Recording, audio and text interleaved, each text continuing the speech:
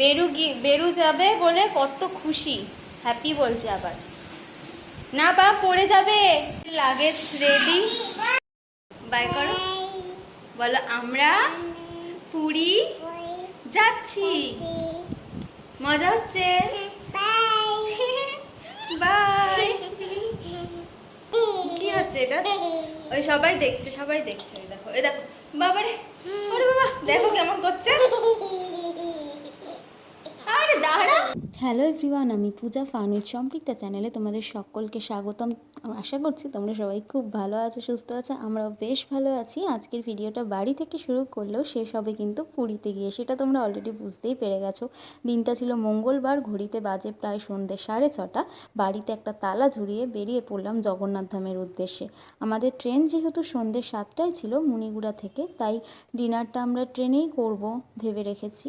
সেজন্য সম্পৃক্তার বাবা একটা দোকান থেকে, মানে দোকান বলতে কি হোটেল থেকে, রুটি আর পানির দো পিয়াজা নিয়ে নিল। আর রাতের খাবার হিসাবে সম্পৃক্তার জন্য নিয়ে নিয়েছি ডালিয়া, যেটা আমি বাড়ি থেকেই অলরেডি তৈরি করে নিয়েছি, যেহেতু ছোট এখন বাইরের খাবার সেরকমভাবে খেতে পারবে না। আর আমাদের না দুটো ট্রেন ছিল, একটা মুনিগুড়া থেকে খুর্দা রোড থেকে আবার পুরী। তো যাই হোক, ট্রেন অলরেডি ঢুকে পড়েছে। তারপর আমার আর ভিডিও ক্লিপ করা হয়নি, কারণ রাতের যেহেতু ট্রেন জার্নিটা ছিল, খেয়ে দিয়ে শুয়ে পড়েছি। তারপর ভোরবেলা উঠে দেখলাম এত সুন্দর একটা নেচার, সকাল সকাল সবুজে ঘেরা মাঠ ও গাছপালা দেখে মনটা যেন একটা আলাদাই শান্ত হয়ে যায়। তারপর আমরা জানলার দিকে তাকিয়ে তাকিয়ে অপেক্ষা করছিলাম কখন পুরী আসবে। তো অবশেষে পুরী, মানে অপেক্ষা করতে করতে আমাদের অপেক্ষার অবসান ঘটিয়ে আমাদের পুরী চলেই আসলো। তো পুরীতে যখন ট্রেনটা ঢুকছিল, মানে পুরী স্টেশনে যখন ট্রেনটা ঢুকছিল, খুবই এক্সাইটেড ছিলাম, কারণ পুরীতে আমার এটা সেকেন্ড টাইম আসা। এর আগে এসেছিলাম, কিন্তু পুরীটা এখন দেখছি, এর আগে বাসে এসেছিলাম, এখন ট্রেনে আসলাম।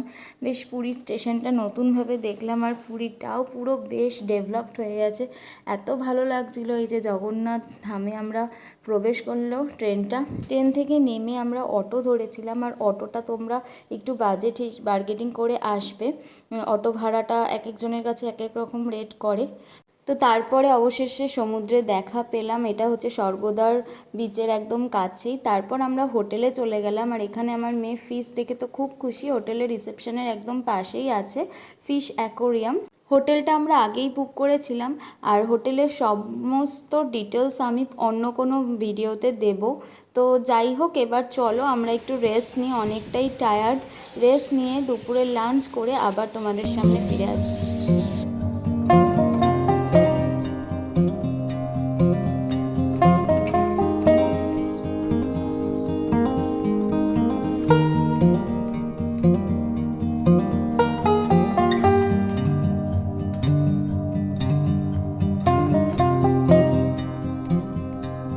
ঘড়িতে প্রায় তখন 5:30 বা 5:45 আমরা বেরিয়ে পড়েছি সমুদ্র দর্শন করতে।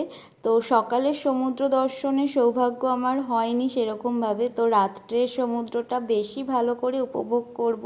তো আমরা তিনজনে বেরিয়ে পড়েছি, আর আমাদের হোটেল থেকে সমুদ্রটা একদমই সামনে, কিন্তু স্বর্গদ্বার বিচটা একটু দূরে আছে। তো যাই হোক, বেশ ভালো লাগছিল রাতের সমুদ্র উপভোগ করতে। রাতে এদিকে চাঁদ উঠেছে, পূর্ণিমার চাঁদ, সঙ্গে রাতের সমুদ্র, কি যে অসম্ভব একটা আলাদাই অনুভূতি, মানে সুন্দর অনুভূতি যাকে বলে। আর খুবই ভালো লাগছিল। আর বিচটার মধ্যে এত লোকজনের সমাবেশ, এত রকম লাইট, মানে মনে হচ্ছিল একটা মেলাতে চলে এসেছি। বেশ ভালো লাগছিল। তো তোমরাও দেখো, আমার সাথে সাথে তোমাদেরও বেশ ভালো লাগবে।